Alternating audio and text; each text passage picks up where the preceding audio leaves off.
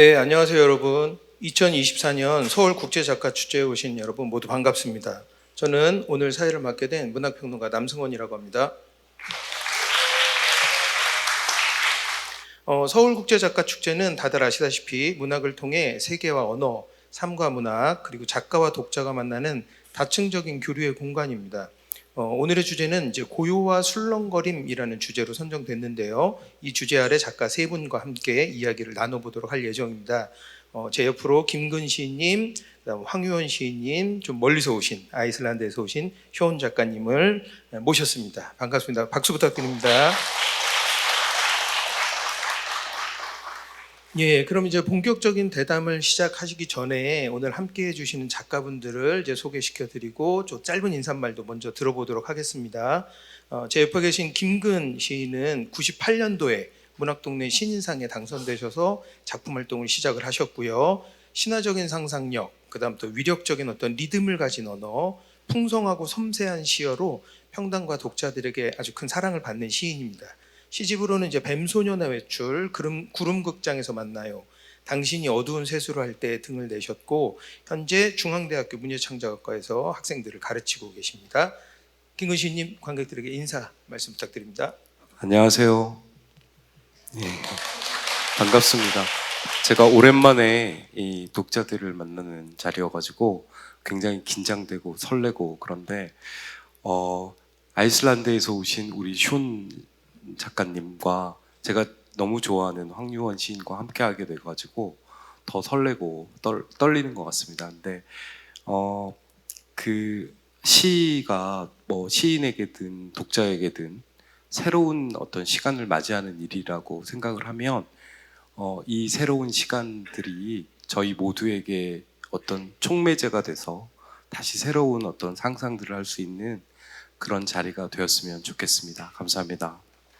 네, 반갑습니다. 다음으로 소개해드리는 분은 황유원 시인입니다. 문학 창작의 전공이 별도의 전공이 있을까 싶습니다만은 특히나 황유원 선생님께서는 좀 뭐랄까요, 특이한 이력을 가지고 계시기도 합니다.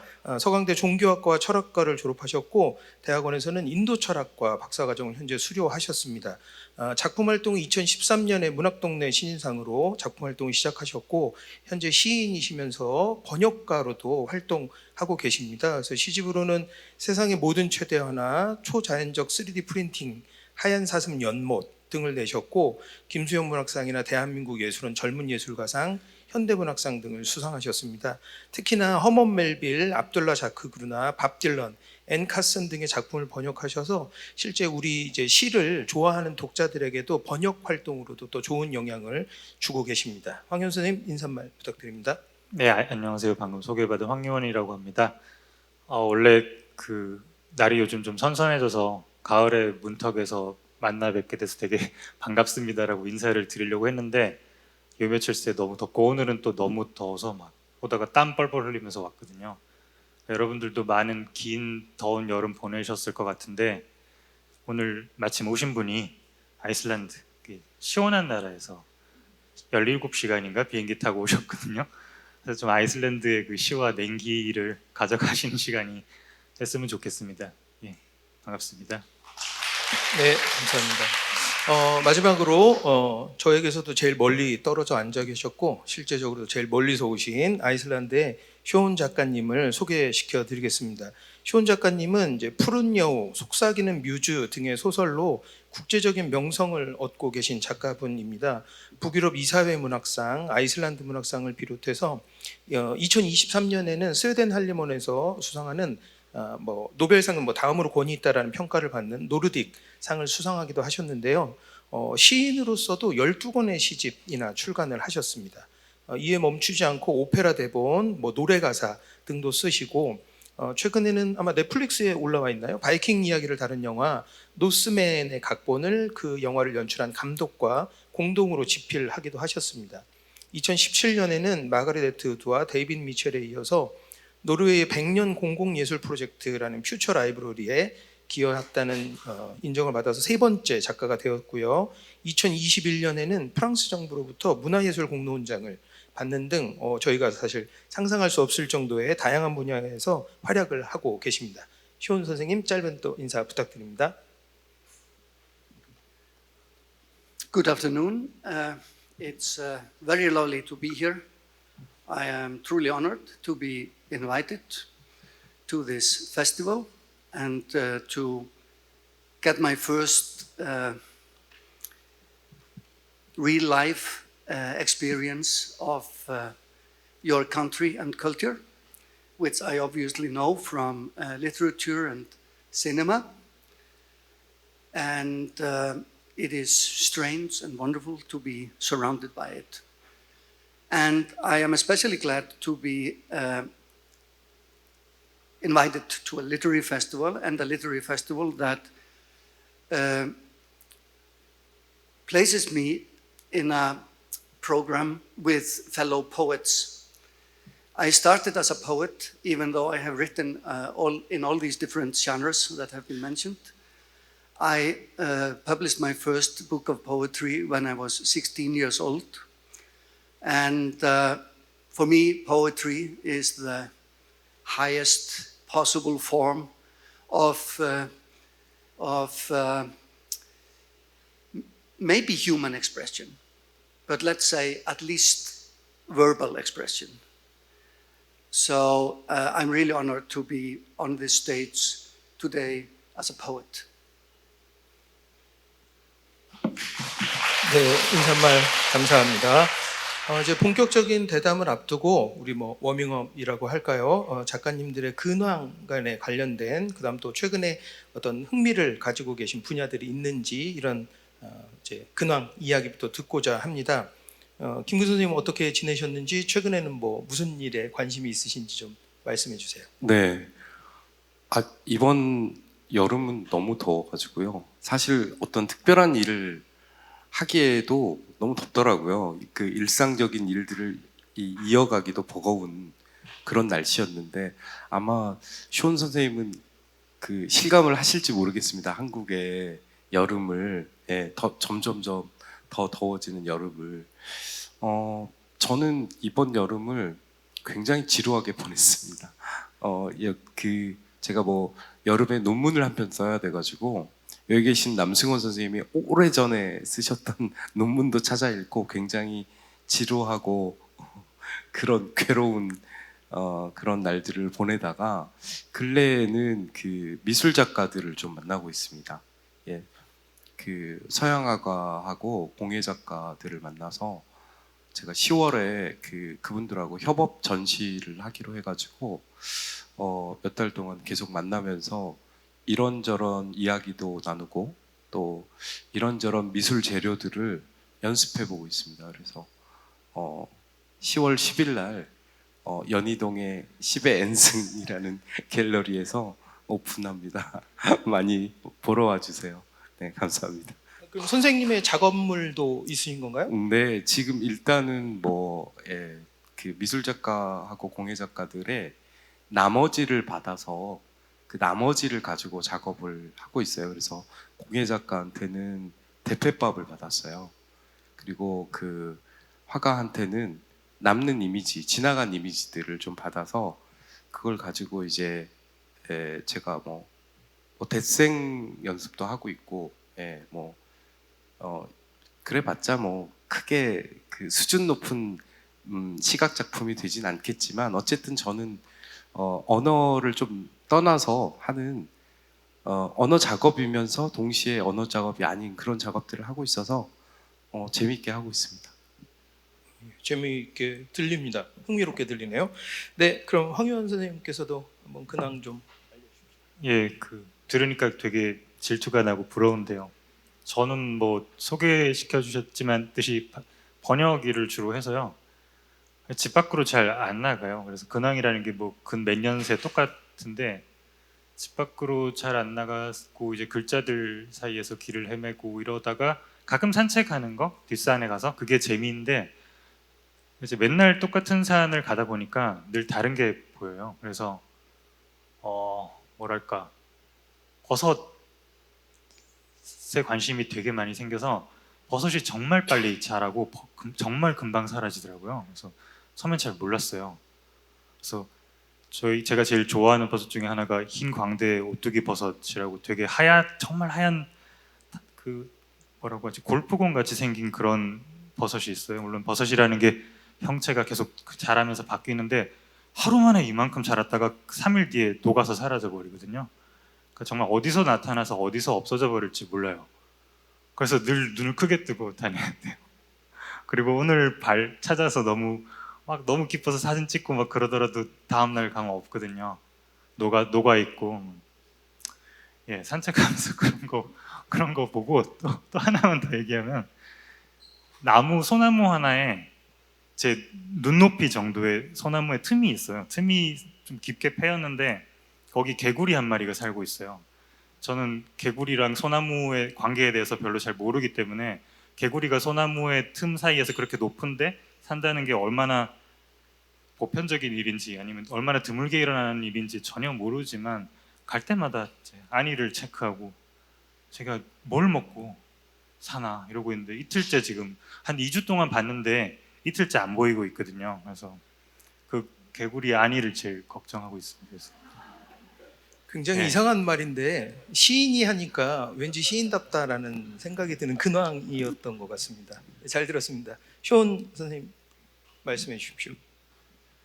Well, when it comes to the weather in Iceland, it has definitely been cooler than here. And in the city where I live, Reykjavik, we have had the coolest, rainiest summer in human memory, which has made this very much an indoor summer. And indoors, I have been writing. I've been writing both a screenplay and a new novel. And the new novel is taking me back to the 70s in Iceland. And I am reliving things I remember or think I remember from that period when I was 10 years old. And at the same time, I'm connecting with the history of that place where I lived, connecting with the history of that place in the 14th century. So maybe the only possible escape from the rainy, cold summer was to go to the 13th, 14th century. But I've also been caught up in the cycle of life because I lost my mother this summer. At the same time, I became a grandfather. So I experienced, on one hand, one generation leaving, while I became the same generation my mother was to me. I became now the grandfather to my daughter's son. So that was big, and I think the only way for me forward to work on what I experienced in that cycle of life is through poetry. So I expect to go into the world of poetry from that experience. 네, 말씀 감사합니다. 제가 사실을 말씀드리자면 제가 쇼온 선생님의 인스타그램을 팔로우하고 있습니다. 그래서 인스타그램의 포스트를 통해서 할아버지가 되셨다는 포스트를 제가 봤고요. 제가 그 좋아요를 클릭한 1인 중에 한 명입니다. 네, 좋은 재밌는 근황 그리고 안타까운 소식까지 포함해서 근황을 듣게 됐습니다. 네, 이제 그 세 분 작가님들의 근황을 들어봤고요. 이제 저 본격적인 대담을 시작해 보려고 하는데요. 고요와 술렁거림이라는 주제를 선정이 됐습니다. 그래서 의미상 이렇게 보면 두 단어는 반대되죠. 근데 고요라는 단어를 생각을 해보면 고요라고 해서 어떤 목소리, 어떤 소리도 없다라고 할 수 없다라고 생각이 듭니다. 반면에 또 역시 술렁거리다라는 말은 단순한 어떤 집단적 반응, 히스테릭한 그런 집단적 반응이라고만 여길 수도 없을 것 같습니다. 그러니까 고요와 술렁거림의 표면적인 현상에만 멈추지 않고 거기에서 드러나는 세계의 개별적이고 구체적인 목소리에 귀를 기울여야 되지 않을까, 그리고 그게 시인의 역할이 아닐까, 이렇게 생각이 들었습니다. 그래서 표현적인 차원에서도 시는 결국은 소리를 잘 듣는 사람인 것 같습니다. 말을 잘하는 사람이기보다는 소리를 잘 듣는 사람이다라고 말할 수 있는데요. 이 주제에 관해서 처음 들어보시고 세 분 선생님은 어떤 생각이 들었는지 한번 여쭙고 싶어요. 이번에는 이제 거꾸로 쇼운 선생님부터 한번 이 주제에 관련된 의견이라고 할까요? 들어보고 싶습니다.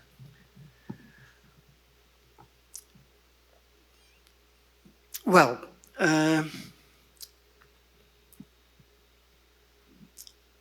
it is in a way the unfortunate role of the poet to break silence, because you can't create a poem without breaking silence, in the same way you can't make an omelette without breaking an egg.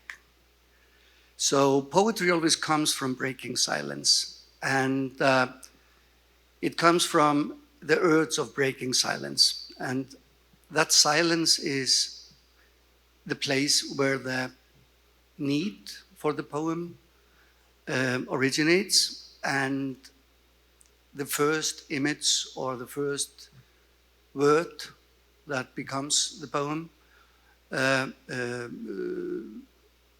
originates from. So a poem is always a step through the curtain of silence. And at the same time, a poem is always trying, in a way, to return to that silence. The poet goes back and forth, you know, in bringing the poem onto the page or into the audible sphere by going back and forth from the uttered and through the curtain again into the silence where it all comes from. So that is my first thought on that poets are people who break silence. And by breaking silence, we are also breaking peace. So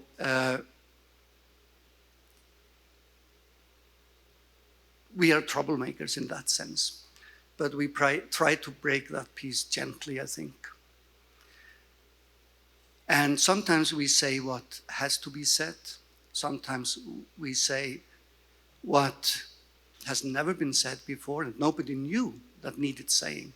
And I think that is maybe what poetry is. It is things that we didn't realize that we needed to hear before they were said, when that silence was broken. 네, 침묵을 깨고 동시에 다시 침묵으로 돌아간다라는 말은 아주 오래된 시적 정의와도 닮아 있다는 느낌을 받게 됩니다. 네, 황유한 선생님.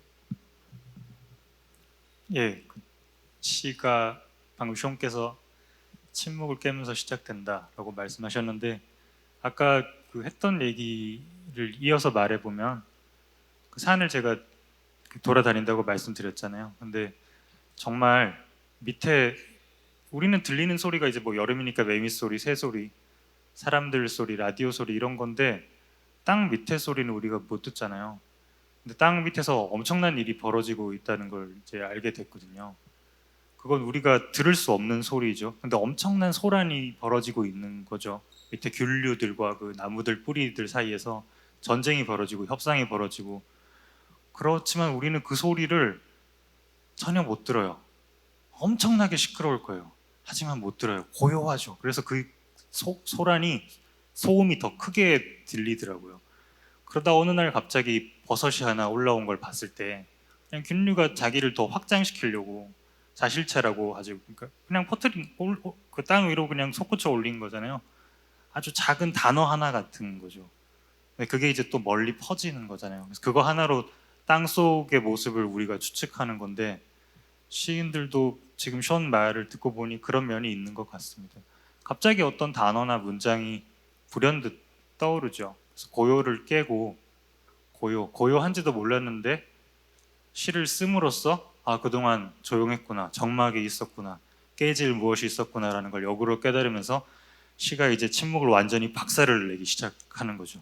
그 버섯이 한번 툭 쳐도 엄청난 포자들이 보이지 않지만 잘 휘날리는 것처럼, 그래서 온 숲에 다 퍼지는 것처럼 그렇게 단어들이 퍼지는 거거든요. 균처럼.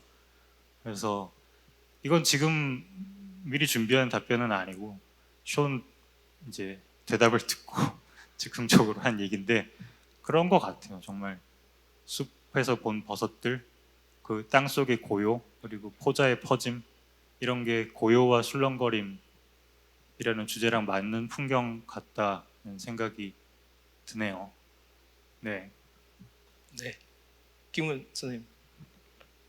네, 제가 마지막으로 하게 돼가지고 왠지 정리하는 기분이 드는데요. 아까 남승원 선생님이 침묵을 깨고 다시 침묵으로 돌아간다는 시온 선생의 말에 오래된 시의 정의와 맞닿아 있는 것 같다라고 말씀하셨는데, 사실 고요와 술렁거림은 시의 측면에서 보면 사실 너무 당연한 말이라는 생각이 들거든요. 대상의 차원에서 보면, 우리가 시가 다루는 대상들의 차원에서 보면 그것들은 고요하고 또 고요 속에 계속 술렁거림을 내재하고 있는데, 시인들은 그 고요도 보고 술렁거림도 듣는 사람들이죠. 그런데 사실 잘 들여다봐야 보이는 거죠. 안 그러면 그냥 지나가는 시간에 이렇게 흘러가 버리게 되잖아요. 방금 선생님들이 말씀하시는 것처럼. 그런데 잘 들여다보고 거기 멈춰서 잘 들으려고 하다 보면 아까 황유원 선생님이 얘기했던 것처럼 굉장히 능동적으로 있습니다. 그들은 멈춰 있는 것처럼 보이지만, 고요한 것처럼 보이지만, 또는 술렁술렁 거려서 잘 들리지 않는 소리를 내고 있는 것처럼 보이지만 굉장히 능동적으로 그 자리에 있는 거라고 저는 생각이 들거든요. 뭐 너무도 당연하게도 시인은 듣는 사람이고 잘 보는 사람이죠. 그러니까 말을 하기보다는 그 말들을 그 대상들한테 빌려주는 사람이라고 저는 생각을 하거든요. 그래서 사실 고요와 술렁거림을 들었을, 이 주제를 봤을 때 굉장히 그럴듯하고 시적으로 보이지만 시인들 입장에서는 너무 당연한 얘기를 하게 되겠군, 난감하군, 이런 생각이 좀 저는 개인적으로 들었거든요. 굉장히 죄송하지만 제가 정한 주제가 아닙니다. 네. 그런데 어쩌면 고요와 슬렁거림이 그렇기 때문에 시가 세상을 처음 마주 대할 때 가장 먼저 맞닿게 되는 그런 어떤 일들이 아닌가라는 생각이 들고, 시인들은 자기들의 목소리를 그들한테 빌려주면서 고요하고 술렁거림으로 남아있던 어떤 목소리들을 개별화하고 고요한 것으로 만들어서 전해주는 거라고 생각을 합니다. 그게 제가 생각한 고요와 술렁거림이라는 주제에 관한 것입니다. 혹시 네, 시온 선생님이 덧붙이실 말씀. Yes, I would like to add that I have just realized that maybe what I said isn't right at all after listening to my colleagues. So, taking the idea and the fact that the silent ground is far from being silent, and the relationship between silence and commotion. So maybe what we are breaking is the illusion of silence. We are not breaking silence because maybe silence doesn't exist, and we are breaking the illusion of silence. So we are bringing to the surface the fact that there never was a silence, there was unheard commotion. And if you were writing a fable, you could give voice to commotion, and you would ask commotion, "What are you?" And commotion would say, "I am the thing they call silence."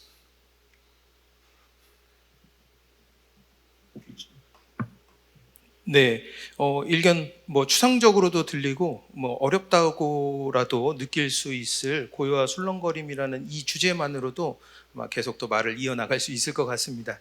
하지만 좀 더 개별 작가 선생님들에게 또 좀 개별적인 질문을 준비한 게 있으니까 이제 다음 개별 질문으로 좀 넘어가도록 해볼게요.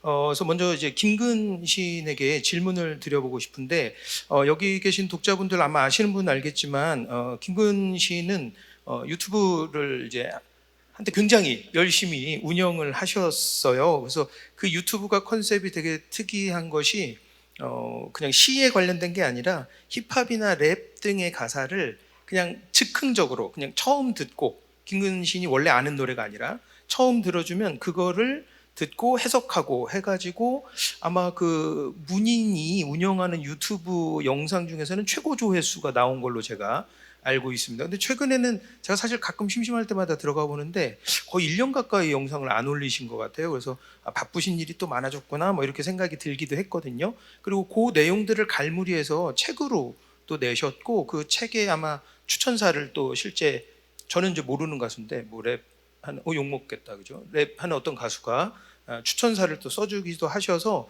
나름대로 좀 큰 호응을 불러 일으키기도 했었습니다. 그래서 방금 전에도 근황 말씀도 해주신 것처럼 김근 시인의 관심사라고 할까요? 그런 이제 대중문화 장르의 뭐 단순한 호기심 뭐 이 정도가 아닌 것처럼 저는 느껴져요. 그래서 힙합과 같은 어떤 대중음악 장르의 뭐 주파수라고 제가 표현해 봤는데요.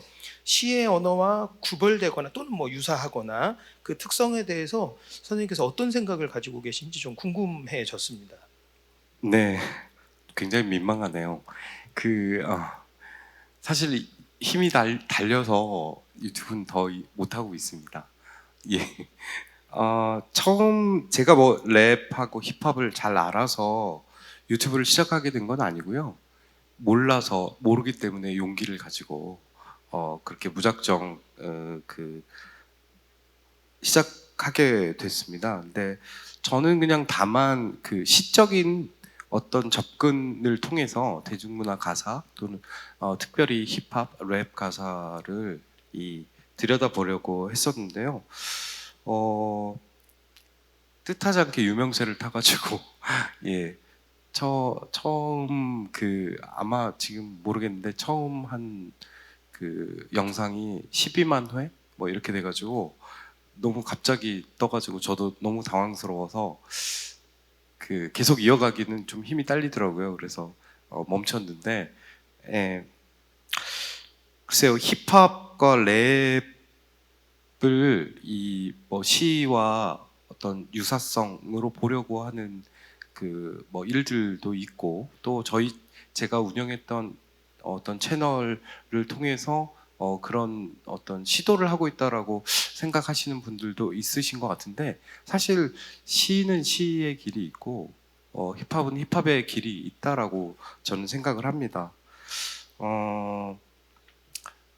종종 이제 래퍼들이 자신의 랩 가사를 시다, 또 시라고 자주 이렇게 지칭하는 거를 들은 적이 있는데 그때 래퍼들이 지칭하는 시와 제가 생각하는 시는 조금 다른 것 같습니다. 또 어떤 힙합 연구자는 본래 시가 현대 시가 버린 리듬을 힙합이 취해서 특히 랩이 취해서 시의 본연의 모습에 가깝다 이렇게 평가하기도 하더라고요. 그래서 랩 또는 힙합의 어떤 시적인 부분들을 부각하기 위해서 그런 주장을 했었는데 사실 그것은 잘 들여다보면 현대시에 대한 어떤 현대시의 리듬에 대한 오해로부터 좀 비롯됐다고 저는 생각을 합니다. 힙합 또는 랩이 아주 독특한 플로우를 구성을 하면서 자기만의 플로우를 구성하고 또 라임을 구사하면서 아주 도드라지는 리듬들을 보여주고 있다면 시는 리듬이 현대시는 리듬이 내재해 있죠. 대부분의 시들은 그러면서 그 리듬은 시의 정서라든가 의미라든가 이미지라든가 거의 모든 시의 요소와 관계합니다. 그래서 조금 리듬의 개념도 조금 다르죠. 결론적으로, 그러니까 뭐 유사성을 굳이 이야기를 하자면 저는 이제 랩이 노래와 시 사이에 있다고 생각을 했었는데 노래가 선율에 더 많은 영향을 받는 거라면 또 시가 그 어떤 시연되지 않고 독자가 상상으로만 그 언어를 받아들여야 하는 지점, 이거 보면 랩은 시연이 되면서도 선율에 너무 많이 기대지 않는 그런 측면이 적어도 겉모습으로는 그런 측면이 있어서 중간쯤, 노래와 시의 중간쯤이라고 생각한 적이 있습니다. 그런데 어쨌든 저는 시는 시고 힙합은 힙합이고 이렇게 생각을 하고 각자의 길이 있는데, 그래도 서로 좀 이해를 가지고 들여다보면 뭔가 주고받는 게 있을 거라고 생각을 하고 그것이 긍정적인 영향일 거라고 생각을 합니다. 네, 말씀 감사합니다. 그 다음으로는 이제 쇼운 선생님께 질문을 드려보고 싶은데요. 거의 유사한 질문입니다. 그 아까 소개를 통해서도 저희가 알게 됐지만 쇼운 작가님은 이제 시, 소설, 뭐 영화, 오페라, 뭐 그다음 영화 대본 뭐 이렇게까지 다양한 예술 장르를 넘나드는 활동을 보여주고 계신데요. 아까 잠깐 인사 말씀에서도 사실 조금 말씀해 주셨지만 제가 궁금한 건 다른 창작 활동과 비교했을 때 특별히 시인으로서 갖는 어떤 자의식 또는 시인으로서의 스스로에 대한 생각 뭐 이런 것들에 대한 의견을 한번 더 구체적으로 아까보다 들어보고 싶습니다. Well, when you start as a poet and then you move into other fields of writing, like the novel or opera libretti or song lyrics or screenplays or theater plays, you very much experience how unique poetry actually is. And you really have to, in a way, battle the feeling that everything else you are writing is in some way inferior to poetry. And at the same time, you are enjoying not writing poetry, because writing poetry is, in my case, the most difficult form I can ever work with. But I'd like to comment on the differences and relationships between what poetry can be and what poetry can do when it is something else than actual poetry, because I have also written song lyrics and opera libretti. I have never written a hip-hop song or hip-hop lyrics, but when I write song lyrics, like I have done for my old friend, the Icelandic singer Björk, who has once in a while asked me to work with her on songs, I always work with rhyming. I never work with rhyming in my actual poetry, but I love to use rhyming in the songs because it somehow belongs to what a song is, that it rhymes, and it helps keeping the story of the song and the images you're creating in the song, to keep them flowing and to keep the story going. And sometimes to surprise the listener with which words can actually rhyme. And once two words rhyme, they become siblings in the song, which is nice when it happens, and you manage to do that. But experiencing what happens when your words are sung out loud compared with what you can see on the page and what you can produce with your own voice, your reading voice, is of course miraculous. Because once words are projected in a song or even in a hip-hop battling or whatever, they become something completely different. They cross realities.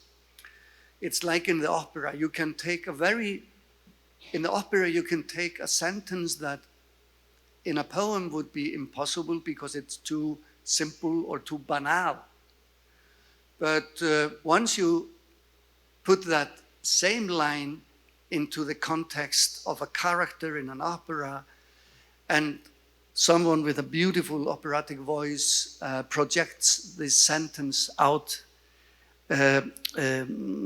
into the audience, it just becomes something magical, and it takes you to another plane of existence. Because the sung word somehow, and the sung sentence or lyrical line exists between realities. We can hear it right here and now, but it works on our brain in a way that bypasses reason. So you can do things to the audience in song lyrics that you cannot do, I think, in a poem. It takes you to an emotional state. It takes you to a world that is completely open in a different way than when we are speaking. If I were singing the words I'm saying now, you would perceive them completely differently. They would probably be much more beautiful, and they would be an opera. But I don't have the voice for that. That's why I'm a poet and not a singer. 네, 잘 들었습니다. 다음은 황유원 선생님께 질문을 드려보고 싶습니다. 저 개인적으로는 이제 여러 가지 질문들을 많이 있는데요. 일단은 황유원 선생님이 보여주는 어떤 시적 세계의 특이성, 뭐 모든 시인들이 다 저마다의 특이성과 개성을 가지고 있습니다만, 제가 말씀드리고 싶은 것은 시 그 개개별 작품의 안보다는 그것을 둘러싸고 있는 어떤 것, 뭐 이런 거에 질문을 좀 드려보고 싶은데요. 왜냐하면 작가님의 이제 시를 읽다 보면 그 시적 어조가 그렇지 않은, 내용상은 그렇지 않다고 해도 약간 절대자 또는 뭐 절대적인 것, 뭐 이런 것을 향하고 있다고 느껴졌습니다, 저는. 그래서 작가님의 시집을 읽다 보면 평행우주, 뭐 우리가 이렇게 말하잖아요.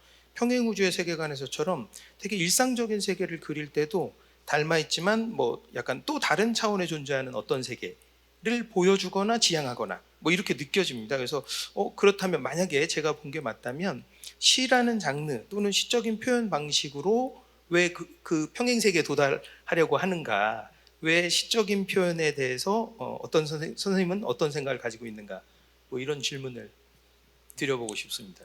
예, 이게 비슷한 어떤 질문들을 받을 때가 있는데 지금 이번 질문이 가장 뭐랄까 심도 있는 동시에 복합적이고 어려운, 대답하기 어려운 질문 같아요. 일단 어떤 세계를 지향하고 있다고 느껴진다고 말씀을 하셨는데, 뭐 시인이든 아니든 우린 다 어떤 세계를 지향하죠. 근데 본인이 그것을 인지하는 경우도 있고 인지하지 못하는 경우도 있는데, 저는 그동안 좀 최근에는 잊고 살았던 것 같아요. 왜냐하면 남승원 선생님의 그런 말씀을 듣고 내가 지향하는 세계가 있나? 이런 생각을 했거든요. 근데 그렇게 느끼셨다고 하니까 그럼 그게 뭐지? 절대자까지 얘기해 주셨는데, 물론 뭐 종교적인 시의 외피를 갖추지 않은 경우에도 그렇다고 말씀해 주셔서 생각을 해봤어요.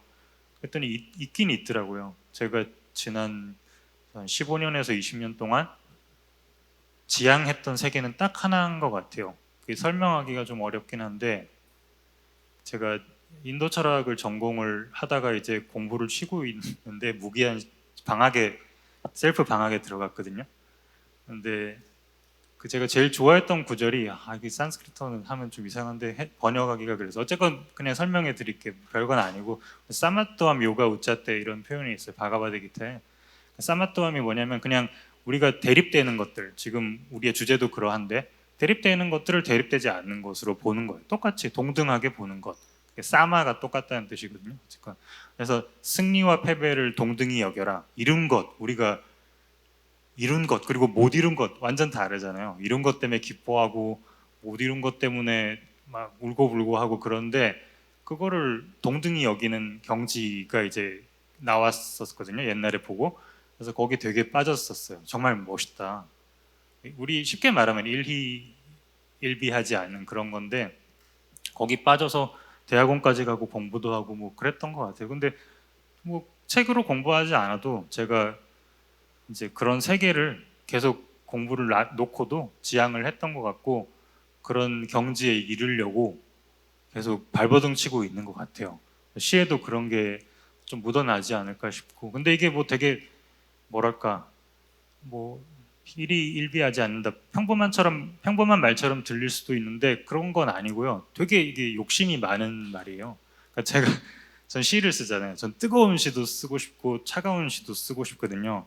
그러니까 불에 뛰어들어도 불타지 않고 그냥 얼음 같은 데 들어가도 얼어 죽지 않은 이런 사람이 되고 싶은 거예요. 그래서 그걸 다 시로 쓰고 싶은 거예요. 사실은 가장 뜨거운 시, 가장 차가운 시를 다 쓰고 싶은 욕심이 있는 거죠. 시를 쓰는 사람으로서. 그래서 그런 맥락에서 제가 그런 구절을 좋아했던 거고, 그런 세계가 제가 지향하는 세계인 것 같다고 질문을 듣고 생각을 해봤습니다. 어쩌면 네.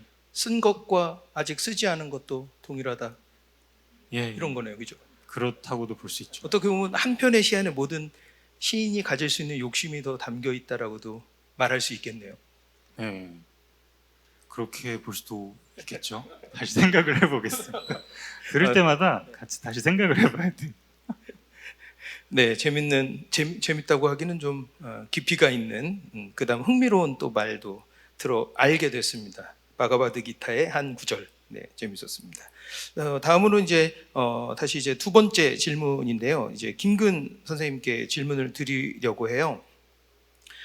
아마 김근 선생님 이제 등단 연수를 따지면 우리가 통상적으로 생각하는 시인들의 평균 시집 발간 연수, 공인되지 않은 뭐 그런 연수가 있다면 김근 선생님은 사실은 그 연수를 훨씬 뛰어넘어서 시를 쓰세요. 만약에 지금 우리 문학사가 여기서 멈춘다면 가장 동시대 시인의 가장 적게 작품을 쓴 시인이라고 생각할 수도 있을 것 같아요. 그러다 보니까 한 권 한 권 읽을 때마다 저는 이제 개인적으로 변화가 굉장히 뚜렷하게 감지돼요.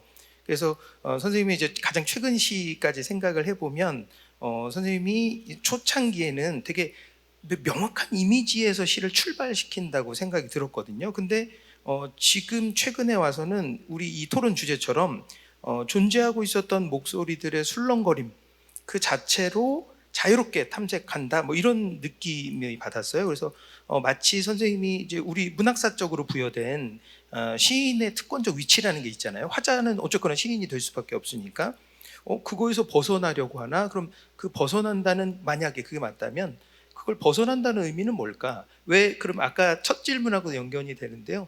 왜 그럼 다른 작업을 하시려고 할까? 뭐 이런 궁금증이 들었습니다. 네, 일단 과작은 저의 게으름 때문입니다. 그 약간 멋있게 얘기하려고 제가 어디서 인용을 좀 한번 해보고 싶은데 조르조 아감벤이라는 그 이탈리아 선생님께서 나태는 목적지는 보이지만 거기로 가는 방법을 모르는 상태라고 정의를 했더군요. 저의 게으름은 그 조르조 아감벤이 얘기한 나태에 가깝습니다.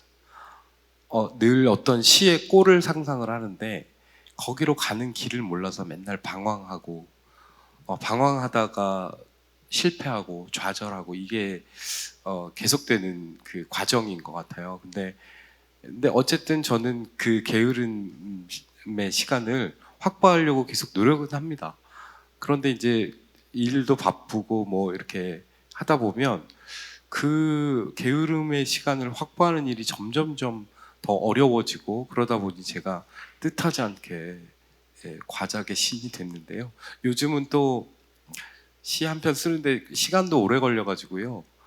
앞으로 이제 뭐 올해 시집을 낼 예정인데 앞으로 그 다음 시집은 또 언제 나올까 이런 걱정도 좀 되긴 합니다.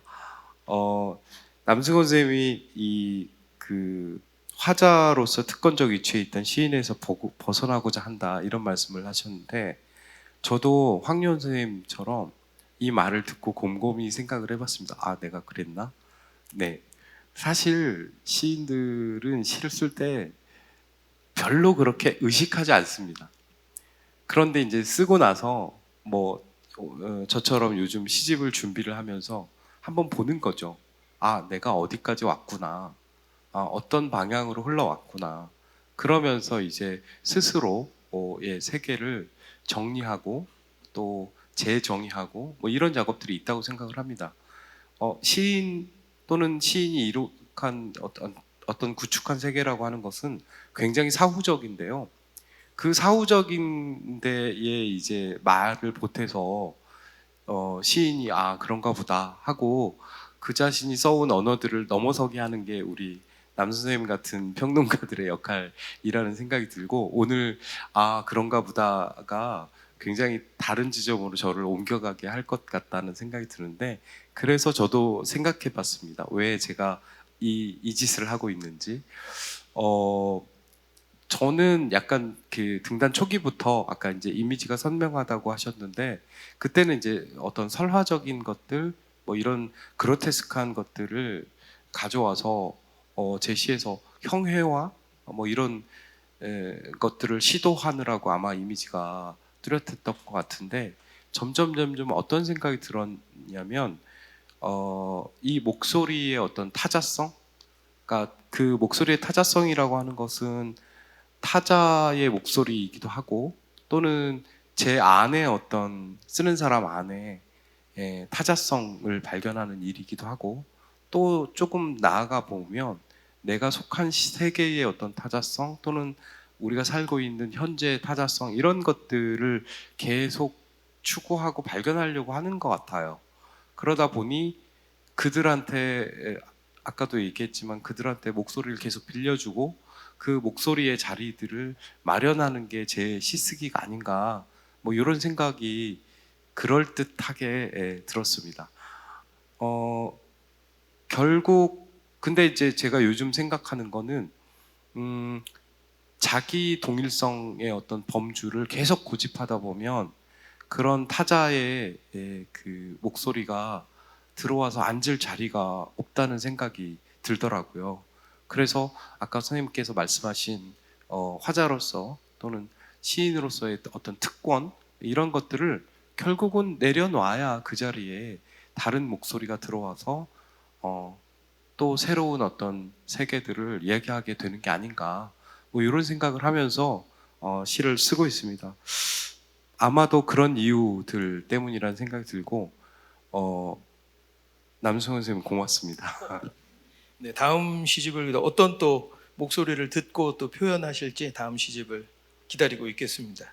그럼 황유원 선생님께 이제 또 두 번째 질문입니다. 아까 첫 질문이 작품 좀 뭐랄까요 좀 포괄적인 질문이었다면 이번에 이제 선생님 뭐 사적이거나 개인적인 질문이라고 할 수 있을 것 같아요. 아까 소개해 드린 것처럼 선생님 굉장히 인상적인 번역 활동을 하고 계시거든요. 근데 우리가 이제 한국 근대 초기 어떤 나라도 마찬가지겠지만 한국 근대 초기에 번역을 통해서 우리나라의 문체가 확립될 수밖에 없었던 저간의 사정이 있잖아요. 그럼 이제 지금도 선생님이 이제 번역을 모국어로 이제 다른 언어를 자신의 모국어로 이제 번역을 하면서 또 창작을 하시니까 그것이 자신의 문체나 문장과 서로 영향을 주고받는 관계가 있을까라는 생각을 할 수밖에 없습니다. 벌써 어리석은 질문이라고 생각하고 계신 것 같아요.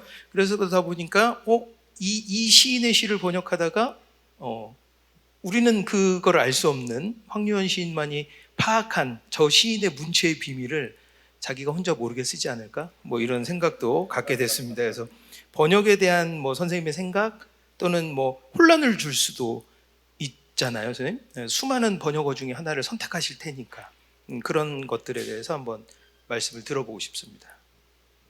예, 뭐 번역과 문학 창작에 대한 일반적 관계, 뭐 문체 관계 이런 것들에 대해서 질문을 주셨는데 이것도 저희가 계속 말하지만 저는 인지를 잘 못하거든요. 근데 이제 외부에서 봤을 때 이제 그렇게 말씀해 주실 수가 있는데 저도 정확히 어떤 영향을 받는지는 모르지만 제가 최대한 말씀을 드리면 일단 그런데 저는 시 쓰는 게 번역하는 게 시 쓰는데 이제 혼란을 준다고 처음부터 생각을 했어요. 좀 말 그대로 게으름을 이제 김근 선생님도 게으름 얘기하셨는데 시뿐만이 아니고 뭘 창작하려면 게으름을 많이 부려야죠. 산책도 많이 하고 말도 안 되는 생각도 하고 그런 걸 이제 기록하다 보면 그게 자기도 모르게 뭔가 퍼져 나가는 건데 그럴 시간 자체를 봉쇄당하니까 원천 봉쇄당하니까 처음에 그래서 번역을 이제 하면서 나는 그냥 시인은 이제 그만해야겠다 그런 생각까지 했었어요. 그런 생각을 했고 먹고 사는 게 중요하니까 그냥 번역가로 열심히 살아보자. 그렇게 시는 놓자 그냥 써지면 쓰고 아니면 말자라고 생각까지 하고 번역을 했었고요. 그런데 이제 놀랍게도 그게 시가 중간중간 터져 나오더라고요. 번역을 하면서도 시가 나오는데 정말 제가 신기했던 게 뭔가 카테고리화하고 싶을 정도로 여러 카테고리들이 있어요. 정말 좋은 작품, 멋진 작품, 특히 시를 번역하면 시가 나올 것 같잖아요. 영향을 받아서 아까 말씀하셨다시피 뭘 훔칠 수도 있고 좋은 문장이 됐든 어떤 생각이 됐든 훔칠 수도 있고 훔쳐도 아무도 모르겠지 이럴 수도 있는데 그런 경우가 저도 많을 줄 알았는데 별로 없어요. 오히려 정말 평이한 문장 있죠. 그냥 단어를 맨날 하는 게 단어 뜻 찾고 어떤 단어를 선택하지 여기서 번역어로 이거니까 이걸 하루 종일 하고 있으니까 사전을 정말 많이 보고 예문을 많이 보고 단어들을 너무 많이 보게 되고 그러니까 그런 데서 오히려 영향을 받는 것 같아요. 예, 이거 문체적인 건 아니고 문자에 그러니까 단어에 많이 노출되는 거죠. 노출되는 시간이 많아지고 그 뜻이 뭔지 조금 더 원의에 가까운 번역어를 찾으려면 또 한자까지 다 찾아서 이게 원래 무슨 단어지 한국어 단어가 그런 까지 찾아보고 그러다 보니까 다 언어 자체랑 더 친해지고 그러면서 그런 데서 영향을 더 많이 받는 것 같고요. 그래서 가끔 마감이 이제 닥쳤는데 마감을 못 하고 있을 때 새벽 2, 3시에 번역을 하고 있을 때가 있거든요. 머리가 새하얘요. 번역이 되게 잘 돼요. 그럴 때 시가 나와요. 진짜 머리가 새하얘. 그래서 내가 이 시간에 이걸 왜 해야 되지 하는데 그때 이제 시를 쓸 때가 있어요. 머리 한 구석에 환한 빛이 불이 켜져가지고 정말 아무것도 아닌 문장으로 시를 많이 썼거든요. 그래가지고 나 이거 번역 마감을 지켰으면 큰일 날 뻔했다. 제가 번역 마감을 지켰다라면 못 썼을 시들이 꽤 있어요. 출판사가 이거 생중계 굉장히 위험한 발언. 하다 보니 아니 말 조심한다고 했는데 말하다 보니까 뭐 아니 많이 늦지는 않았어요. 좀 늦어도 양해를 구하기 때문에 어쨌건 그렇기 때문에 제가 정말 생각지도 못했던 방식으로 번역에서 영향을 받는 것 같아요. 그래서 가끔 그런 생각을 해요. 되게 아깝다 내 머리가. 그러니까 그런 뜻이 아니고 뇌의 어떤 분야가 활성화되는 것 같아요. 분명히 제가 거의 물리적으로 느낄 정도예요. 근데 알 수가 없잖아요. 그래서 뭐 좀 실험하시는 분들이 제 머리 좀 씌우고 한 달 동안 내도록 번역만 하거든요. 그거 하면서 무슨 일이 벌어지는지 뇌에서 특히 시를 쓸 때 그거 좀 알고 싶더라고요 개인적으로. 그런 거 했으면 재밌겠다라는 생각 들 만큼 영향을 받는데 저도 모르는 거죠 정확히는. 굳이 황유원 선생님의 뇌로 연구를 하지는 않을 것 같습니다. 그분들이. 그죠? 제가 발런티어 참여를 할 수는 있는데 하면 재밌을 것 같아요 진짜. 네, 흥미로운 답변 잘 들었습니다. 다음으로는 이제 쇼온 선생님께 질문을 좀 드려보고 싶은데요. 다들 아시다시피 뭐 시는 이제 언어를 도구로 하는 장르이잖아요. 근데 이제 아이슬란드를 제가 좀 이렇게 이번 그 대담을 앞두고 이렇게 조사를 이렇게 좀 검색을 해봤는데요. 우리나라가 이제 문해율이 가장 높은 나라 중에 하나인데 아이슬란드도 그렇더라고요. 아주 상위권, 최상위권에 높은 문해율을 가지고 있고 특이하게도 뭐 얼마 전에 그러니까 오래 전에 순수주의 언어 운동이라는 게 있어서 외래어를 다 언어에서 이게 자체 언어에서 지웠다고 없앴다고 해야 될까요? 표현이 사용하지 않고 문법적 변이도 거의 없어서 아까도 잠깐 저희 대기실에서 말씀을 나눴던 것처럼 오래된 언어도 오래전의 아이슬란드 언어도 현대인들이 그대로 읽을 수 있다라는 말씀도 하시더라고요. 그러니까 굉장히 보수적인 언어이죠. 문법적 변이성의 측면에서 뭐 제가 정확히 알고 있는 건지는 모르지만 이 정도의 제가 정보를 알게 됐습니다. 그래서 제가 알게 된 아이슬란드의 언어 환경이 맞다면 좀 흥미롭거든요. 저 입장에서는. 그래서 시적 표현에 있어서 이 언어를 사용하시는 뭐 작가님의 뭐 목표랄까요? 주제나 내용이 측면이 아니라 언어를 사용하는 데 있어서 그다음 또 좀 어리석은 또 질문일 수도 있는데 아이슬란드의 시인이라는 어떤 사명감이랄까요? 뭐 이런 걸 이제 궁금해서 여쭤보고 싶은데 특히나 하나 추가로 선생님의 작품이 한국에서 번역이 된 게 없어요. 아쉽게도. 그래서 혹시나 이제 아마 번역이 곧 이루어지지 않을까 싶은데 번역의 과정에서 또 선생님께서 아이슬란드의 언어를 사용하시는 선생님 스스로 각별하게 생각하는 어떤 특이성 뭐 이런 것들이 있으면 전반적으로 이야기를 들어보고 싶습니다.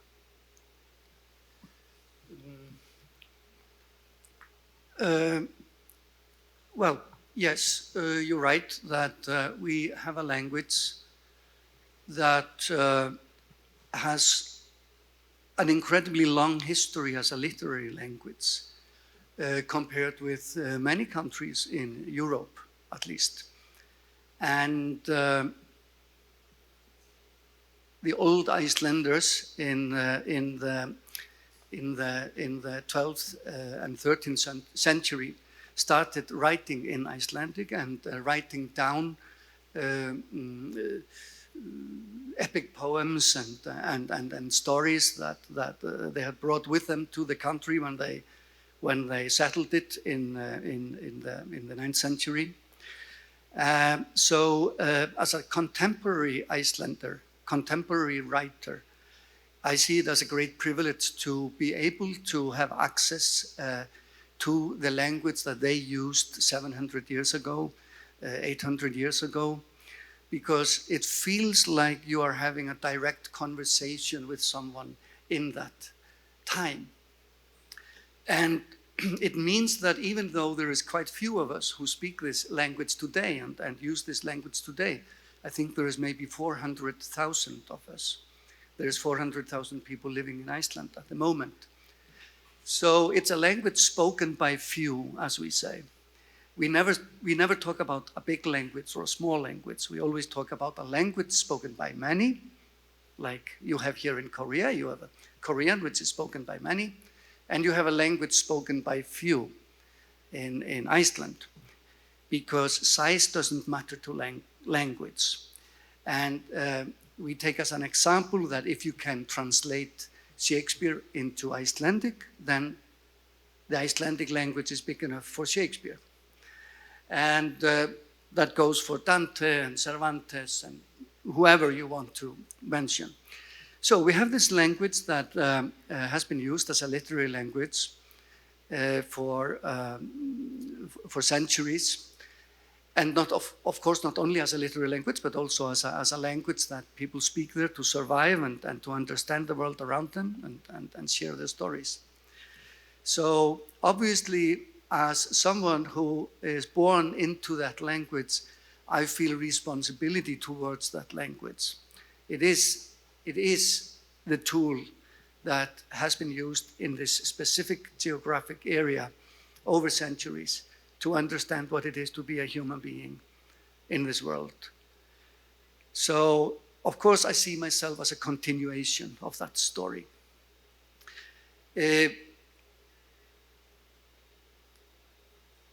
The language has, of course, changed in different directions over the centuries.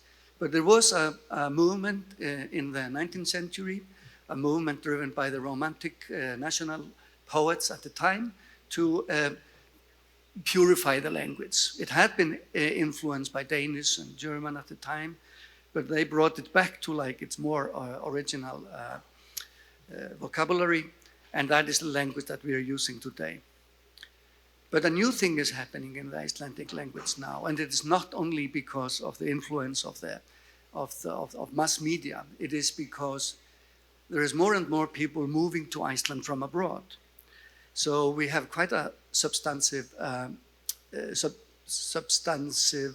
Polish population in Iceland, for example. And many of these people have started writing in Icelandic.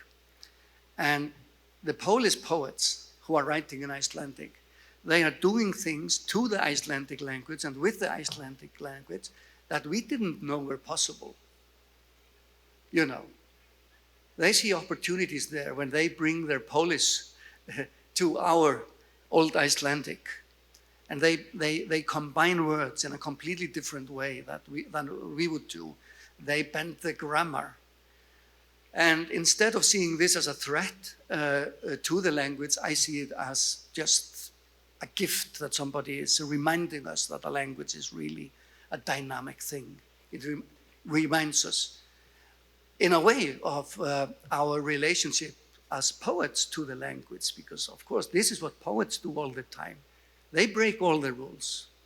Poets are allowed to break all the rules of language because we are always trying to speak about what has not been spoken about before, and we're giving form to experiences that, come from using our senses, in a surprising way.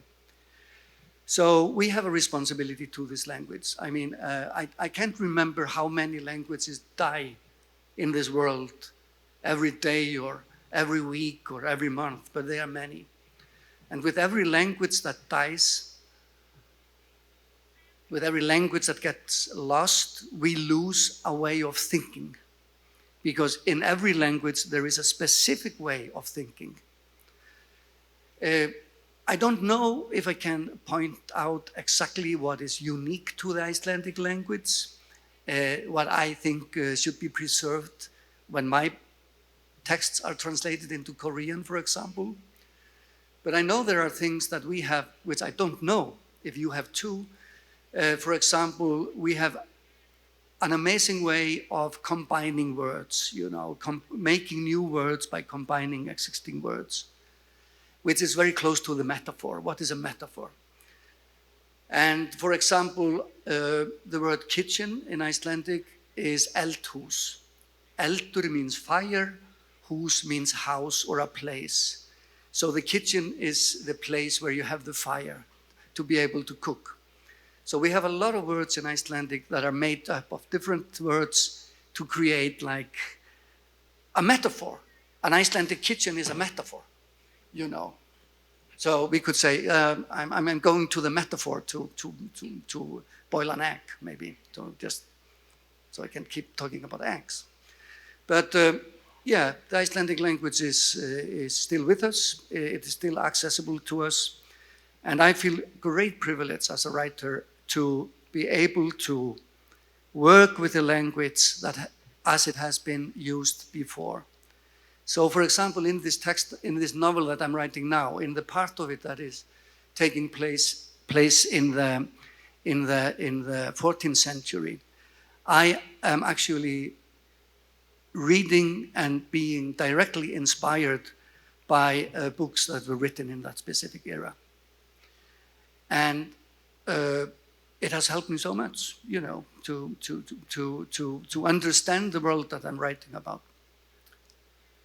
But it's been so fascinating to listen to you too, and indolence as the nature of the poet. I think one of the responsibilities of the poet is to be irresponsible. The poet should be a trickster. The poet should be someone who steps outside the rules of society, because only there you can find the space to bring poetry into the world, So I connect with that. And I also connect with what you were saying when you're translating, and all of a sudden poems start coming out of the intense work you're doing with the meaning there. Because one of the mysteries of the world is, why do we get new poets? Why does someone get the idea to start writing poetry himself or herself? Why did I start writing poetry when I was 15? It's because I was reading poetry. And there's something in poetry. There's something in our, in the impossibility of poetry, which creates like a gap in our understanding. It creates like little pockets of not understanding in the brain, and something needs to come from in our own brains and fill that little gap. And that is the beginning of a new poem and the beginning of a new poet. 유손 선생님의 말을 듣고 우리가 뭐 당장 아이슬란드를 달려가거나 아이슬란드의 말을 읽거나 쓰게 될 수는 없겠지만 굉장히 흥미로운 얘기와 이해를 높이게 된 것 같습니다. 어쩌면 이 서울 국제작가축제 이 시간이 아니라면 우리가 경험할 수 없는 값진 질문, 대답과 경험이라고 생각합니다.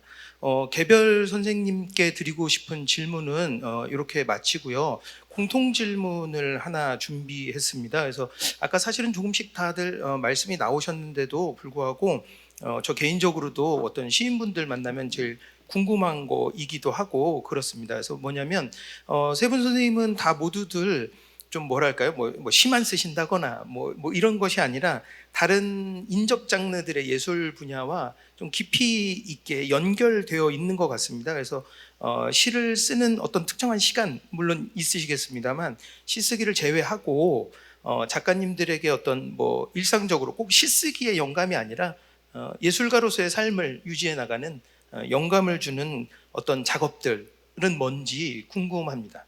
그러면 김근 선생님부터. 이 질문을 이제 미리 받고 생각을 해봤습니다. 나한테 영감을 주는 다른 작업은 무엇일까?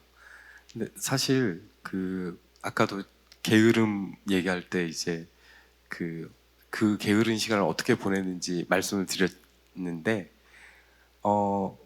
사실 그 게으른 시간에는 무수히 딴짓을 합니다.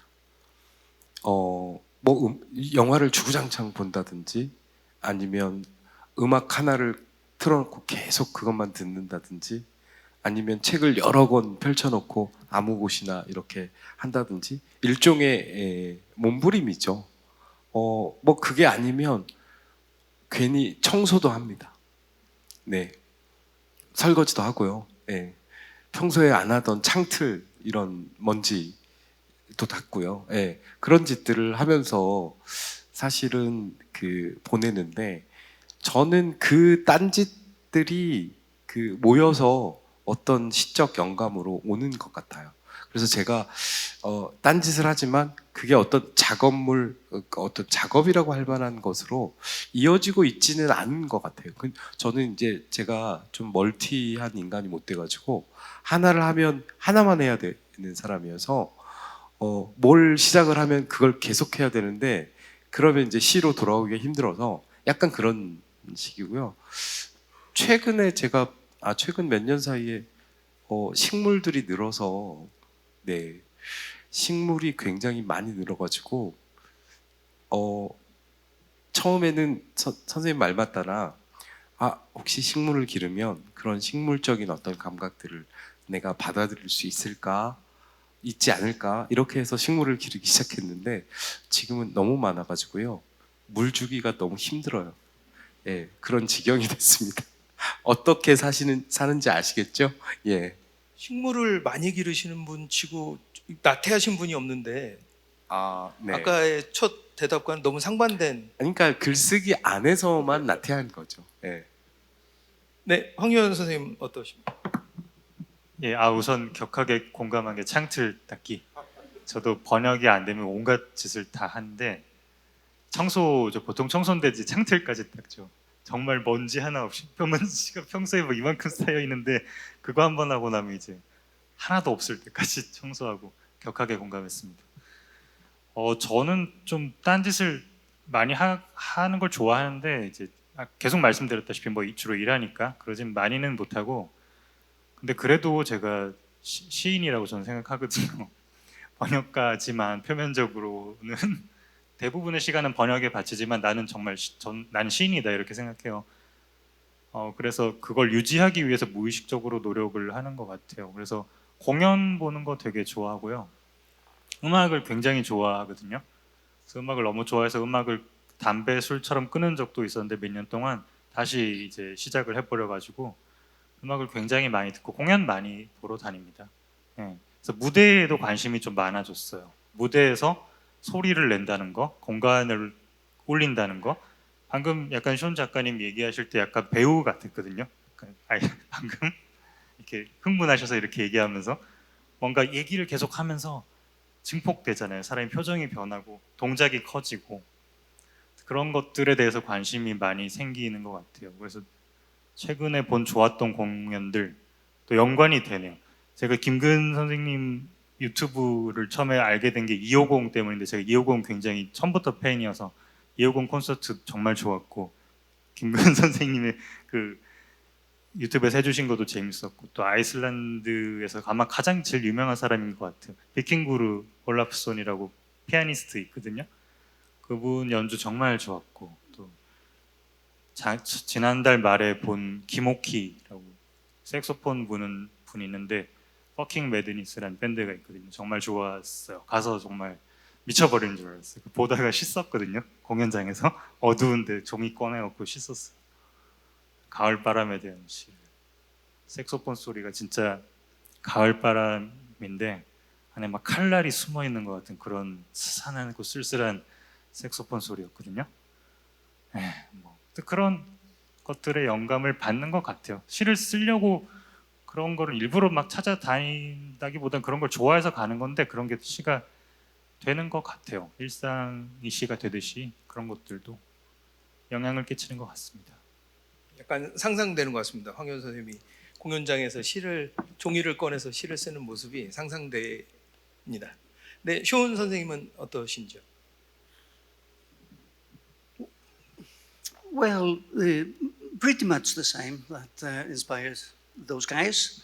It is by being curious about other people's creations. And it can be music, it can be dance, it can be visual arts, whatever, you know. I think as long as you stay curious about what other people are creating and bringing to you, you will stay inspired. You will open your mind to new ideas. But then I also just read the news. I read interviews with ordinary people in the Icelandic media, for example. People who are, for one reason or another, on the news because of a small incidents or a big one. You know, all of a sudden there's this person coming from inside our society who is given a voice for 5 minutes on one of the channels, you know. Sometimes I'm just inspired by that there is a person on television who was not expecting to be on television, but something happened in this person's life, and now she's there telling her story. And for a strange reason, sometimes I'm just amazed at how these people who did not ask for attention, how eloquent they are in talking about what has happened. And I sit there and think, yes, this is what a human being is. It is someone who can tell his or her story when that opportunity comes. So this person will be in our lives for 5 minutes and we will never see her again. But she came there and she told her 5-minute story. And there's some beauty in that, and that might inspire me. But may I, because I've been talking so much about my language, may I read one poem in this language? Yeah? 예, 사실은 관객분들을 위해서도 이게 깜짝 준비된 겁니다. 저희가 아이슬란드어를 들어볼 경험이 잘 없잖아요. 그래서 특별히 쇼운 선생님께 부탁을 드려서 아이슬란드어로 선생님의 작품을 낭송을 듣는 시간을 갖도록 하겠습니다. 선생님 부탁드립니다. Thank you.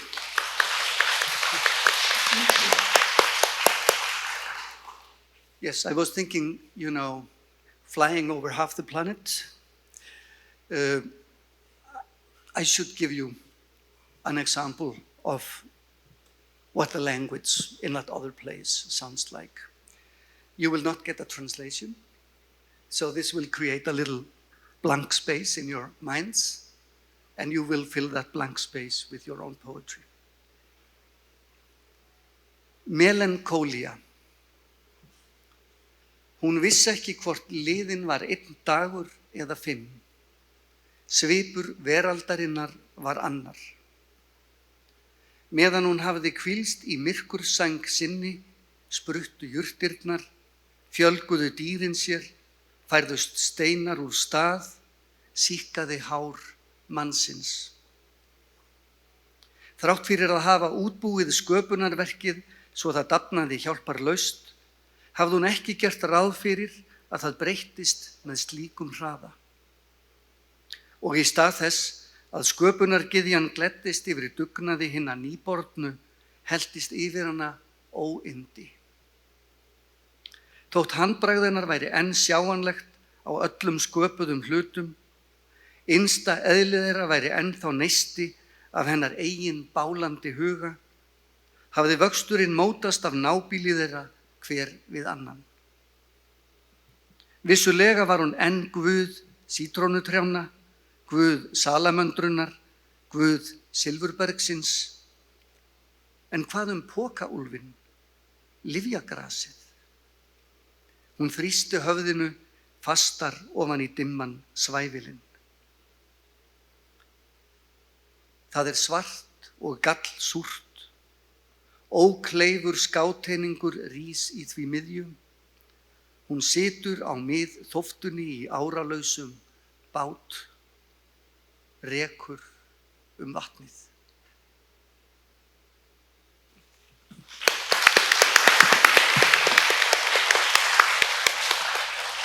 네, 뭐 제가 어떻게 설명할 수가 없지만 그 낯선 언어가 주는 분명한 어떤 우리 안에 숨겨져 왔던 어떤 감각이 깨어나게 되는 경험을 하셨을 거라고 믿어봅니다. 예, 낭송까지 들어봤는데요. 마지막으로 이제 짤막한 공통 질문 또 하나 드릴게요. 방금 전에 우리 쇼온 선생님께서도 이제 낭독을 이제 모국어의 어떤 뭐 느낌이랄까요? 전달하고 싶어 하셔서 저희가 또 이렇게 낭송을 들어보기까지 했잖아요. 그러면 이제 여태까지 우리가 실제 황유원 선생님은 이제 번역도 하셨고 해서 이런저런 번역과 관계된 이런저런 얘기도 들어봤는데요. 이번엔 약간 좀 거꾸로라고 할 수 있어요. 저는 저 개인적인 생각으로는 제가 시인이라면 내 시는 절대 번역할 수 없을걸? 이라는 생각이 있을 것 같습니다. 있어야 한다고 믿습니다. 잘못된 믿음일 수도 있어요. 그래서 번역이 돼서 많이 팔리고 다른 해외에 자신의 작품이 알려지는 건 물론 좋은 일이지만 그럼에도 번역만으로는 절대 안 되는 나만의 고유성이 있어 라고 생각하시고 있을 것 같아요. 그래서 지금 낭송해 주신 쇼운 선생님께부터 대답을 좀 들어보고 싶습니다.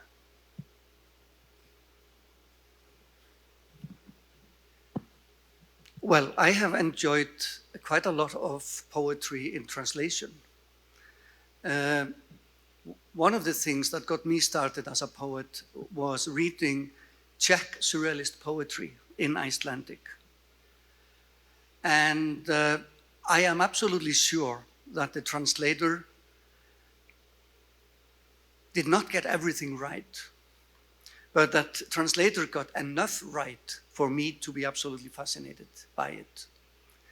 So when it comes to my own poetry, I know that I'm doing things in the Icelandic language that sometimes are so new and strange that they are even difficult for an Icelandic reader to understand.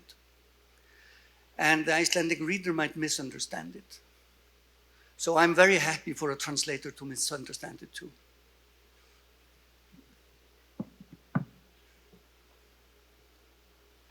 네, 그다음 황유원 선생님. 예, 뭐 번역에 대한 이야기.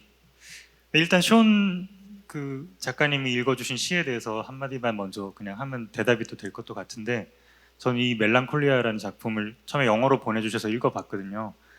첫 시였던 것 같아요.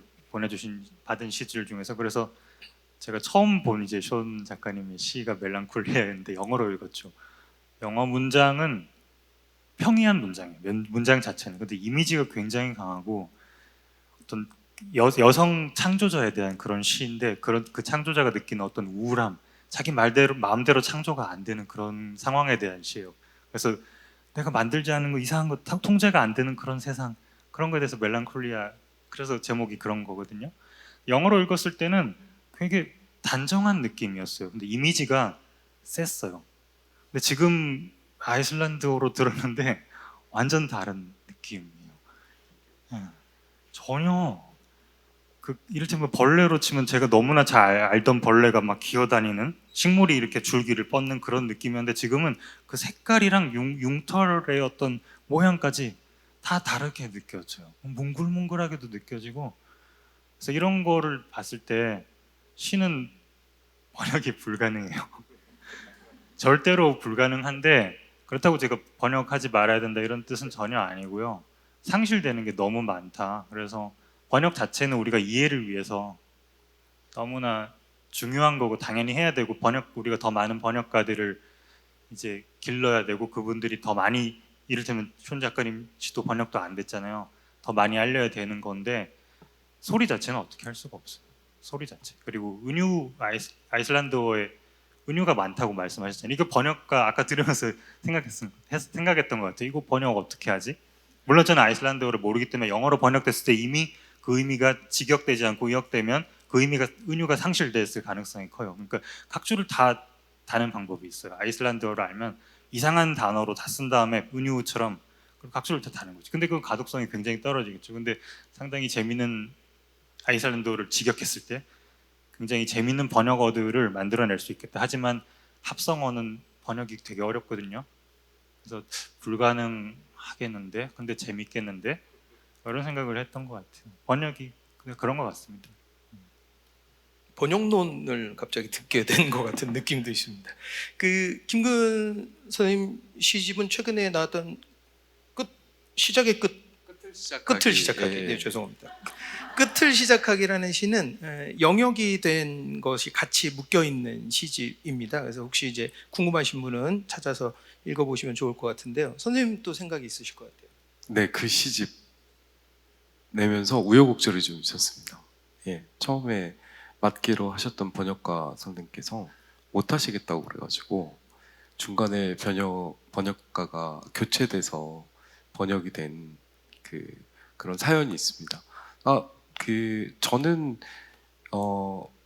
제가 최근에 이제 쓰고 있는 시들이 이 첩어라고 할까요? 덧말이라고 할까요? 이런 뭐 다른 말에는 없는 조사라든가 또는 뭐 보조 용언이라든가 이런 것들이 계속 반복 변형되는 예가 많은데 저도 이제 뭐 번역을 염두에 두고 쓰는 건 아닙니다만 이런 어떤 행사나 다른 어떤 번역의 기회가 제시가 번역될 기회가 생겼을 때 고민합니다.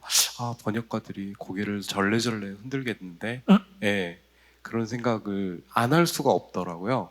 사실 한국문학번역원에서 예전에 그 한국문학번역원의 잡지에 시를 싣겠다고 한 5편 가져갔는데 2편은 거절당했어요. 번역 못하겠다고. 그래서 제가 자주 그런 일을 겪다 보니까 약간 번역에 알레르기가 있습니다. 그런데 저는 일단 저 역시도 우리 시온 선생님처럼 번역시, 우리 황유원 선생님이 번역한 시집도 읽었지만 번역시로 외국시를 접할 수밖에 없고 일단 그 번역을 신뢰할 수밖에 없잖아요. 그러면 저는 그 번역의 표면을 넘어서 그 뒤에서 움직이는 것들도 발견할 수 있다고 생각을 합니다. 근데 어쨌든 그 전제는 번역에 대한 신뢰거든요.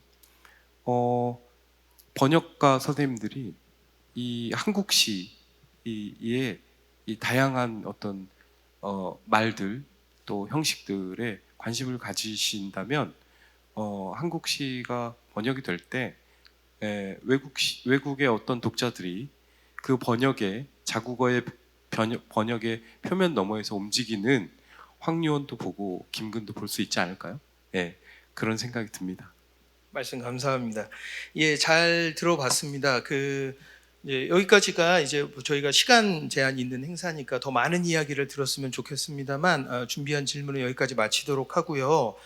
이제 여기 현장에 계신 분들이나 또는 지금 유튜브 라이브로 참여하시는 분들도 라이브 채팅을 통해서 궁금하신 것이 있으면 질문을 좀 다루어 보도록 하겠습니다. 물론 역시 이것도 시간 제한이 있어서 궁금하신 모든 질문을 다 받을 수 없다는 것은 미리 양해를 구하는데요.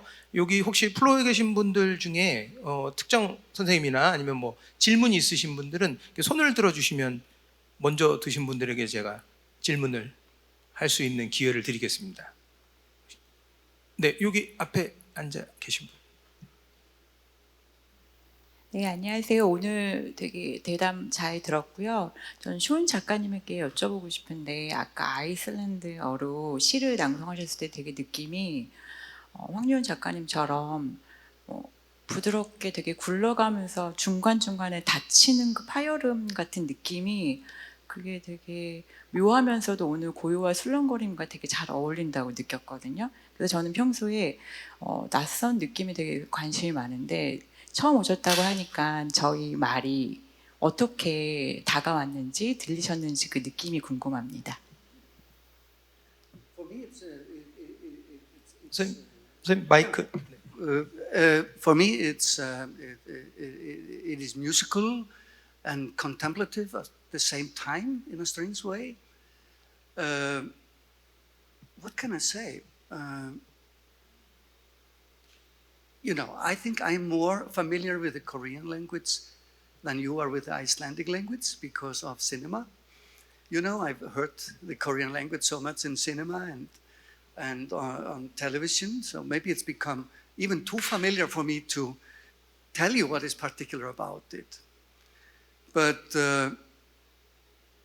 yes, I think it is what I said, somehow it is musical and contemplative at the same time. 네, 감사합니다. 또 혹시 질문 있으신 분? 저기 가운데 잘 안 보입니다. 저 빛 때문에. 예, 예. 여기 반팔 입으신 분. 네, 우선 좋은 말씀 잘 들었고요. 저도 쇼온 작가님께 질문인데, 제가 아이슬란드의 음악이나 문학이나 이런 것들을 좋아하는데, 많은 아이슬란드 뮤지션들이 아이슬란드 자연에서 영감을 받는 음악을 한다는 음악 인터뷰 같은 것들을 몇 번 본 적이 있어서, 혹시 작가님도 그런 아이슬란드 자연에 영감을 받거나 이런 점이 좀 있으신지 좀 궁금하고요. 그리고 제가 전에 아이슬란드에서 여행을 했었는데 어떤 10대 소녀랑 얘기를 하면서 아이슬란드 언어가 디지털 세계에서는 많이 사라지고 있다 이런 얘기를 좀 들었었어요. 젊은이들이 영어로 보통 뭐 웹서핑을 한다거나 이런 식으로 해가지고 약간 그런 측면에서 아무래도 사용자가 좀 적은 언어다 보니까 특히 디지털화되는 세상 속에서 이 아이슬란드 언어가 디지털 세상 속에서 어떻게 잘 살아남을 수 있을지에 대해서 작가님이 어떤 고민이나 생각이 있으신지 이런 것들이 좀 궁금합니다. Well,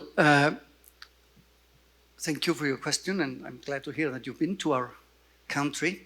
Well, obviously, one of the things that writers can do is to write things that are interesting enough for people to read.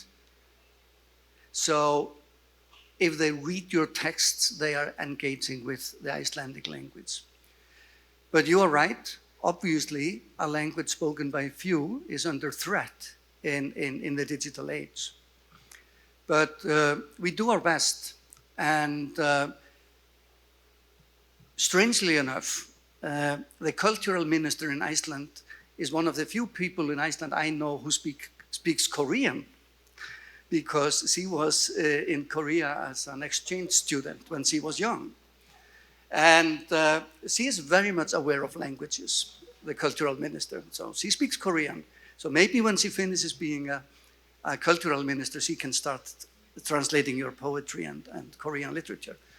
But she's very much aware of this, and she has been in a conversation with the big platforms about making Icelandic as present as possible. So at Google, Iceland is really high up on the list for a language spoken by so few, also with Netflix and everywhere. But number one, we have to be careful to write texts that are interesting, and we must also have a belief in our teenagers when it comes to the Icelandic language, because at the same time they are using English on the internet, they are coming up with crazy new ways of using the language because they are teenagers. So maybe the teenagers will save the Icelandic language. Well, I'm sure there's a teenager somewhere in Reykjavik now who is writing the first sentence of a poem. And the poem looks like nothing we would have called Icelandic poetry before, but it will save Icelandic language and poetry. 네, 오늘 여러모로 아이슬란드와 아이슬란드의 문화적 환경이랄까요? 그것에 대해서 이런저런 정보를 많이 알게 되는 시간이었던 것 같습니다. 네, 관객 여러분들이 흥미로운 질문들을 해 주셨습니다. 더 많은 질문들을 아까 손 드신 분들이 많이 있었는데 질문은 여기서 아마 또 좀 마쳐야 될 것 같습니다. 이제 대담을 좀 마무리해 보려고 하는데요.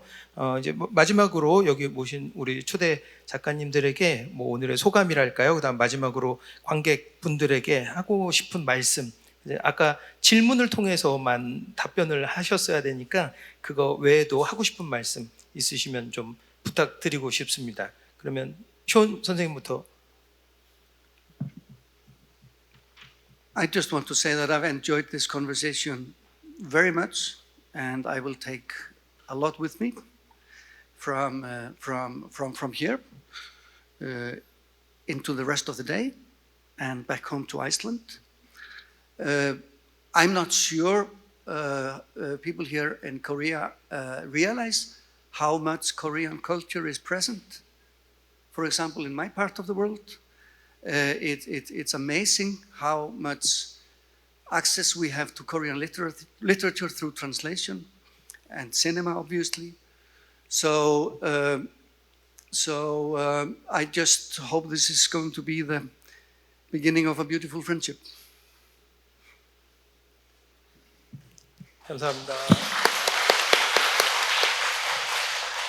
황유원 선생님. 예, 저도 오늘 좀 특별한 자리에 특히 아이슬란드 작가님과 함께 또 김근 시인님 저희들 문학동네 선배시기도 한데 같이 이렇게 자리에서 너무 반가웠고요. 그리고 한 가지 여러분들이 이걸 얘기할까 말까 고민했었는데 제가 아셔야 될 것 같긴 해요. 제가 제일 뭐랄까 유일하게 아는 아이슬란드 시인이었달까? 그 이름이 에길 스칼라 그림손이라고 아시는 분이 있을 것 같아요. 책을 이것저것 많이 보신 분들은 나와요. 옛날에 전설적인 아이슬란드 바이킹 시인, 악당 시인, 영역도 됐고 하여튼 찾아보시면 금방 찾으실 수 있을 거예요. 왜냐면 제일 유명한 사람이에요. 그분의 직계후손이란 말을 아까 들었어요. 그러니까 제가 그 말을 듣고 되게 놀랐어요. 그러니까 직계후손인 거예요. 그냥 같은 나라 사람이 아니고. 그래서 여러분은 오늘 1시간 반 동안 이 아이슬란드의 위대한 바이킹 시인의 피가 흐르는 이 공간에 계신 겁니다. 모르셨겠지만 아셔야 될 것 같아서 이제 인사 겸 그 사실을 전하면서 저도 대단히 설레는 시간이에요. 개인적으로. 네? 선생님 개인적으로 또 추가로 하시면. 저 개인적으로 되게 그 피 옆에 있어가지고 되게 설렙니다 아직도. 예.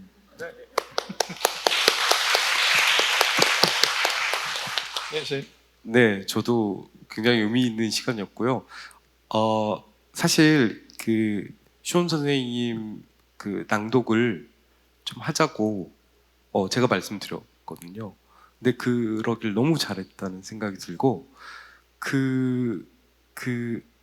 물론 이제 저도 영어로 시를 읽어서 대략 의미는 알지만 그 의미 너머에서 이렇게 계속 제 귀에서 이 선생님의 목소리, 아이슬란드어가 내내 남을 것 같습니다. 너무너무 감동적인 시간이었고요. 여러분들 만나 뵙게 돼서 정말 반가웠습니다. 감사합니다. 네, 오늘 이렇게 저희가 고요와 술렁거림이라는 주제로 이야기를 나눠봤습니다. 하나의 이제 시라는 것이 항상 뭐 쉽지만은 않죠. 어렵게도 느껴지고 이해도 안 되고 뭐 그런 측면이 있습니다. 그럴 때 우리가 같이 이야기 나눴던 이 주제, 고요와 술렁거림이 시 안으로 쉽게 좀 들어갈 수 있는 하나의 키워드가 될 수 있기를 바라면서 오늘 시간을 마치도록 하겠습니다. 자리해 주신 김근 시인님, 황유원 시인님, 그리고 멀리서 오신 쇼온 선생님께 다시 한번 깊이 감사의 말씀을 드립니다. 또한 이런 의미 있는 자리를 마련해 주신 한국문학번역원과 무엇보다도 오랜 시간 이 바쁜 와중에도 이 자리를 함께 해주시고 이 자리를 빛내주신 여러분들께 깊이 감사의 인사를 드립니다. 자, 그래서 오늘 대담은 여기서 마치도록 하고요. 다른 요 세 분 시인들의 후속 작업들도 많은 기대를 갖고 여러분 지켜봐 주시면 감사하겠습니다. 2024년 서울국제작가축제 고요와 술렁거림을 주제로 한 대담을 여기서 마치겠습니다. 다음에 꼭 다시 만나기를 기대하겠습니다. 감사합니다.